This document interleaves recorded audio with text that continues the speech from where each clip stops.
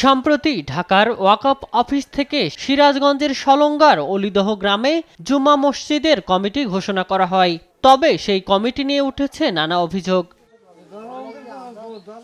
অভিযোগ উঠেছে আওয়ামী লীগ সরকার আমলে ক্ষমতার প্রভাব দেখিয়ে পার্শ্ববর্তী গ্রামের সানোয়ার হোসেন দীর্ঘ ১৫ বছর এই মসজিদ কমিটির দায়িত্ব নিয়ে নানা অসঙ্গতি করে আসছেন।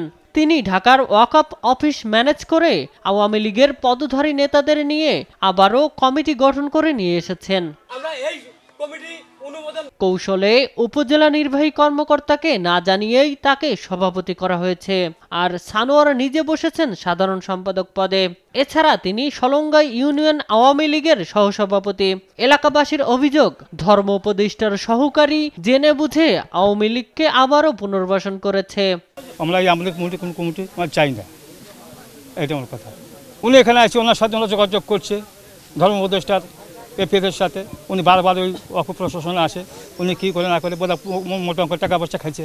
কমিটি করছে, সেই কমিটি অনুমোদনের জন্য তদবির করছে হলো ধর্ম মন্ত্রণালয়ের উপদেষ্টার এপিএস আশিকুর রহমান। সে ঢাকা ওয়াকফ অফিসের ডিজি স্যারের কাছে সামনে বসে থেকে সে কমিটি অনুমোদন নিছে।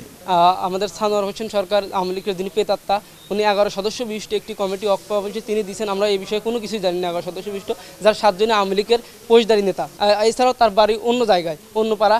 সে কীভাবে এই মসজিদে হস্তক্ষেপ করছে, মসজিদের ইমাম মসজিদ কেউ জান না সে কোনোদিনই মসজিদে আসছে কিনা।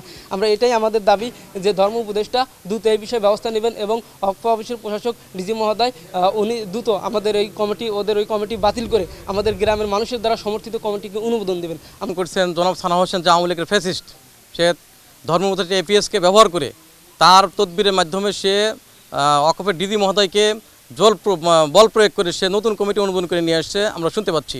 সুতরাং আমরা গ্রামবাসীর দাবি, আমাদের সবার দাবি হচ্ছে এই ফ্যাসিস্ট কমিটিকে বা সানোয়ারের কমিটিকে বাতিল করিয়া জনগণের কমিটিকে, জনাব কায়সারুজ্জামান খান সেক্রেটারি কমিটিকে অনুমোদন আমরা সবিনয় আপনাদের মাধ্যমে জানাতে চাচ্ছি। এই মসজিদে যারা নিয়মিত মুসল্লি যারা নামাজ পড়তে আসেন তারা এই মসজিদের কমিটির দায়িত্ব গ্রহণ করুক। এদিকে আওয়ামী লীগের কেউ না দাবি করে মুঠোফোনে সানোয়ার জানান আগে থেকেই তিনি এই মসজিদের উন্নয়ন কাজে সম্পৃক্ত। আমি স্বাস্থ্য সংশ্লিষ্ট, আমার বাবা ওয়াকফ করছে 47 ধারায় আমি ঢুকছি। আর ওনারা বছর ভরা আওয়ামী লীগও করছে এবং আওয়ামী লীগের লোকজন নিয়ে 3 বছর কমিটি করেছে, বুঝছেন? সে কাগজপত্র আমার কাছে আছে। আর সভাপতি হওয়ার বিষয়টি শুনে আকাশ থেকে পড়েন উপজেলা নির্বাহী কর্মকর্তা। খতিয়ে দেখে ব্যবস্থা গ্রহণের আশ্বাস দেন তিনি। এখানে 11 সদস্য বিশিষ্ট একটি কমিটি করা হয়েছে আর উপজেলা নির্বাহী অফিসারকে সভাপতি করা হয়েছে। বিষয়টি আমি সবেমাত্র জানলাম যে আমাকে এখানে সভাপতি উপজেলা নির্বাহী অফিসারকে করা হয়েছে। আমরা বিষয়টি দেখে ব্যবস্থা গ্রহণ করব।